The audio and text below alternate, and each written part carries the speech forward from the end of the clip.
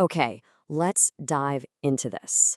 Welcome to today's explainer, where we're going to decode the examiner's mindset when it comes to fungal pathogenesis and therapy. If you're prepping for your medical boards, you already know that mycology can feel like, well, a total maze of microscopic details and overlapping drug toxicities. But here's the secret. Board examiners are remarkably predictable. Some might even say delightfully cruel, but definitely predictable. They don't just test random facts. They go after specific clinical traps, diagnostic limitations, and pharmacology minefields. So today, we're breaking down those exact high-yield concepts. We'll use clear, structured summaries so you can walk into exam day with absolute confidence. Here's our roadmap for the explainer. We're looking at classification fundamentals, host defense and risk, diagnostic decoders, pharmacology minefields, and finally, those high-yield exam traps. All right, Section 1, Classification Fundamentals. Let's set the fungal stage. So, before we get into the heavy pathology, remember that fungi generally fall into three main buckets for board purposes. You've got your single-celled budding yeasts, your filamentous molds, and the examiner's absolute favorite, dimorphic fungi. These are incredibly unique because they exist in two distinct forms based entirely on temperature.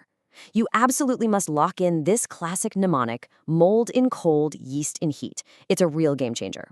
Basically, in a 20 to 25 degree environment, the cold, they grow as molds. But once they're inhaled into human tissue at 37 degrees, the heat, boom, they transform into yeasts. Examiners literally love testing this environmental versus tissue state, especially for endemic fungi like histoplasma and blastomyces. If a question stem describes a patient inhaling spores from soil that later show up as budding yeasts in a biopsy, well, you're dealing with a dimorphic fungus.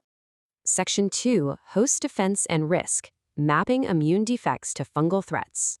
Now, what's really interesting about this is that fungal infections don't just happen randomly. Specific defects in a patient's immune system lead to highly predictable infections. Let's walk through this systematically, because honestly, this is pure gold for case questions. First up, the IL-17 deficiency. Whether it's from AIDS, a specific mutation like CARD9 deficiency, or maybe a biologic drug like secukinumab, an IL-17 defect leads to mucosal candidiasis. I cannot emphasize this enough. It is a massive board trap to confuse this with invasive disease. IL-17 protects the mucosa. It does not dictate invasive bloodstream infections. Next, neutropenia. Neutrophils are your heavy hitters against inhaled molds and invasive candida. So if a patient is on chemotherapy and neutropenic, the risk for invasive aspergillosis absolutely skyrockets. Finally, the interferon gamma and IL-12 axis. This is all about intramacrophagic fungi. Pathogens that hide inside macrophages, like Cryptococcus or Pneumocystis. Patients with low CD4 counts or those on TNF-alpha blockers actually lose this axis, allowing these hidden fungi to disseminate. Match the immune defect to the fungus, and you'll literally unlock half the case studies on your exam. Moving into Section 3, Diagnostic Decoders. What test to order when. We're going to slow the pace down here just a bit, because diagnostic indications, and more importantly their limitations, are a huge testing ground. Let's contrast two essential stains you're going to see time and time again. First up, the India ink stain for cerebrospinal fluid.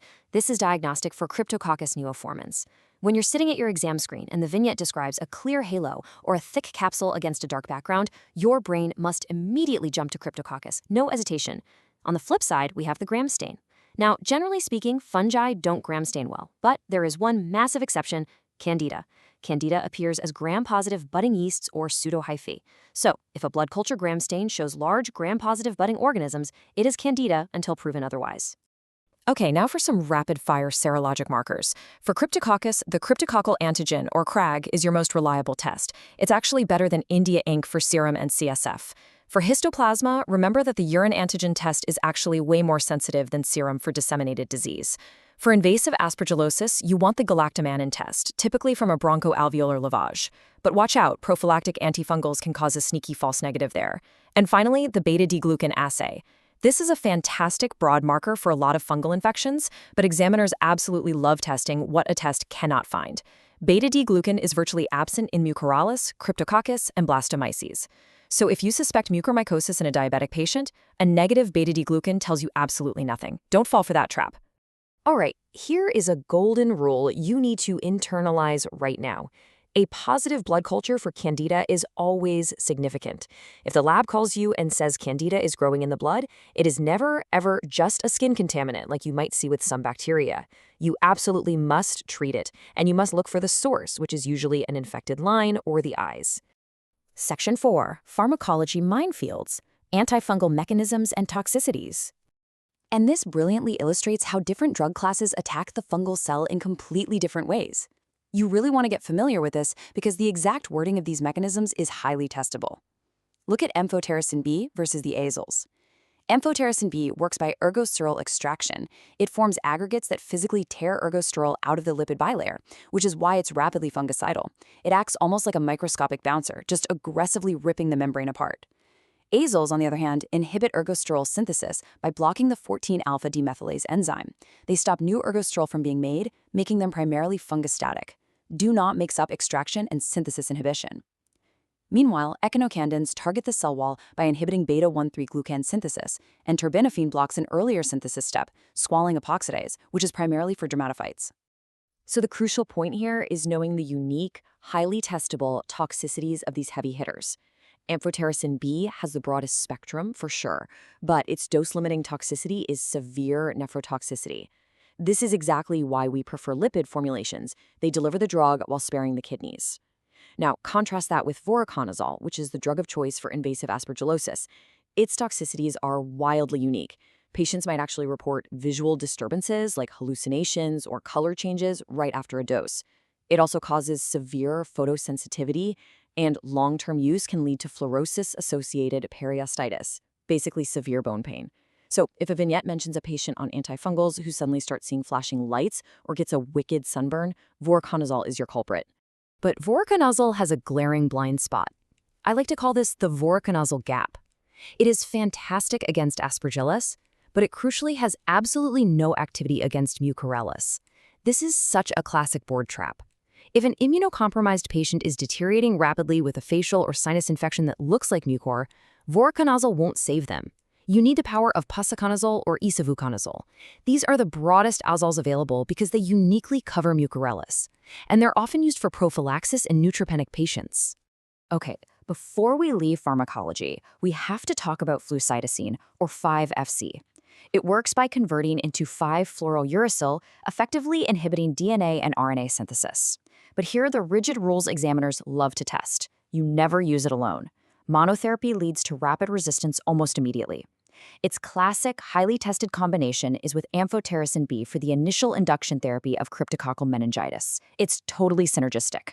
But because it acts essentially like a chemotherapy agent, its major toxicity is severe bone marrow suppression, like leukopenia and thrombocytopenia. You really have to watch those white blood cell and platelet counts. Section 5, high-yield exam traps. Let's move to this and see how this all builds together. Let's look at how this builds into a comprehensive clinical picture. This specific step-by-step protocol for cryptococcal meningitis is one of the most frequently tested therapeutic journeys. Notice how we're applying the pharmacology directly to the disease state. Step 1 is induction. You hit it hard and fast with amphotericin B and flucytosine to rapidly clear that massive fungal burden in the CSF. Step 2 is consolidation. Once the patient is stabilizing, you switch to high-dose fluconazole, which crosses the blood-brain barrier beautifully. And step 3 is maintenance, a lower daily dose of fluconazole to prevent relapse until the patient's immune system, typically their CD4 count, actually recovers. Seriously, memorize this sequence.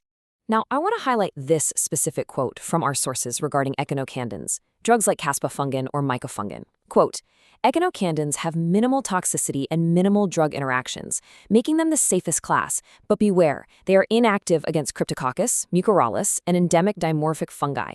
End quote.